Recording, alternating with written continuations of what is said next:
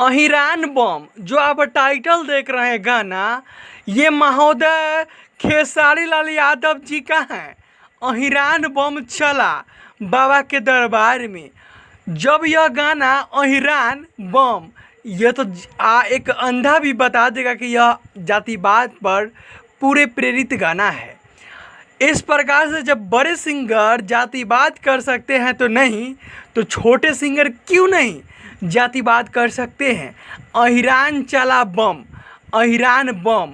अगर इस प्रकार से अहिरान, बबुआन, कोइरियान, गिरियान, अदर कास्ट के नाम लेकर अगर इस प्रकार से गीत गाएंगे, जो इस प्रकार से जातिवाद फैलता है कि इनका क्या मालूम कि किस प्रकार से जातिवाद फैल रहा है।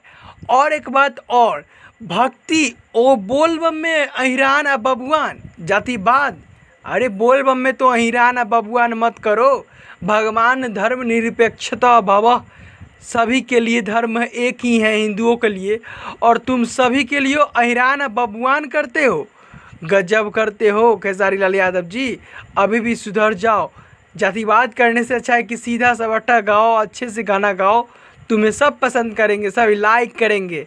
अहिरान बाबू मत करो, अहिराना बबुआन, ये जातिवाद में कुछ मत रखा हुआ है। अपने जाति की लेकर गाना गाना सबसे